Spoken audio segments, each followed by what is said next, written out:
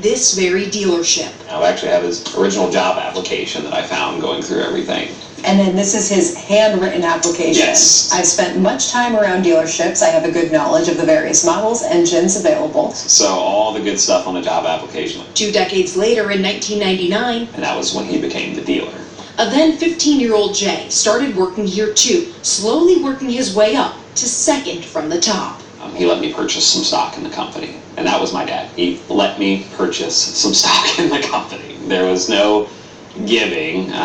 He made me work for every single thing that I ever had. Life lessons that would come full circle just 6 months later. With his dad's sudden death, suddenly Jay had to take over his office. It was hard. I couldn't move in here for 6 months. I like to say he got me far enough.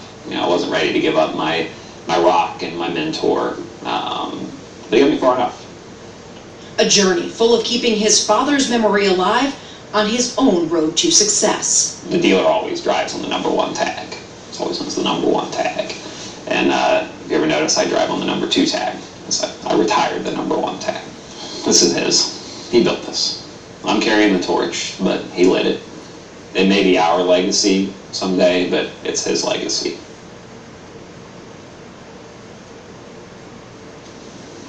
At age 34, Jay was recently listed in the 40 Under 40 for Automotive News. That's a national publication. He says that's an honor his dad would have been proud of. Meteorologist McCall Vrydaghs joins us. You called, you said it could be a dusting in the part of our viewing area, and sure enough. I know, the pictures started to roll in, the sun went down, those light flurries and snow showers out there, they stuck in some spots. Take a look at this picture coming in from Doug Clay in obviously Sydney, and that was tonight as you have that light little coating. It took his little finger to write his city and his town there for us, so we knew exactly where he was. Marcia Russell also sending in a picture of a light coating of snow that fell up in Indian Lake, and the areas that collected the snow, those are your elevated surfaces, like your car, on top of the banister on your back porch, perhaps even on top of the pumpkin. But most of that is already melted as we're beginning to dry out now, and we're going to be looking at dry conditions as we head into tomorrow morning. Now, along with the cold air that brought the few snow showers into our area came the gusty winds. Stephanie Simpson sent this photo in to me, and notice the tree damage here of those limbs that came down due to winds that were gusting as high as 40 to nearly 50 miles per hour. I showed you about 10 to 15 minutes ago that more than 1,000 people are already and still without power tonight. That number did come down since earlier on today.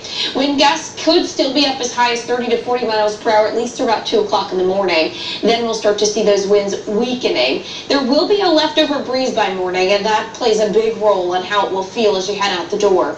Wind gusts currently in the Dayton area is still up around 30 miles per hour. 39 for you in Greenville, so again teetering close to 40. Winds backing down just a bit in our far western part of our viewing area, gusting between 20 to 25 miles per hour. As we look at live Doppler 7 radar, you can see the snow showers we had earlier on beginning to taper. In fact, clouds are starting to break into the western part of Indiana, so we'll have clearing conditions by morning. Live Doppler 7 radar closer to home, scanning the skies and coming up mainly dry. Temperatures right now at 35 degrees. It feels like the middle 20s because of those winds. And by the time you walk out the door tomorrow morning, and some spots already are going to be in the teens for wind chills. So it's going to be a chilly one early on. And as we keep the winds breezy throughout the day, it's going to feel like the 30s as we head into the afternoon. Now, we also have a freeze warning in effect until 11 a.m. tomorrow morning. And that is going to be what we call a killing freeze. That's going to take any sensitive plants and perhaps damage or kill them and basically end our growing season for the year. Also, keep in mind from this point on, we're not going to see any more frost advisories or freeze warnings. Tomorrow morning as the kids head to the bus stop, 29 degrees. Again, wind chills are going to be in the teens, so bundle up. Still chilly at lunchtime, highs up around 46 degrees, but with that breeze, it's going to feel like the mid-30s. We're back into the 40s for your day on Saturday, sunny and cool on Sunday, 48 degrees, into the 50s early next week with a few showers possible on Tuesday. Tune in tomorrow morning at 4:25. Meteorologist Kirsty Zontini is going to be up with you, and she's going to show you just how cold it is as you head out the door. And Penn State University is investigating a new allegation of abuse involving its former football coach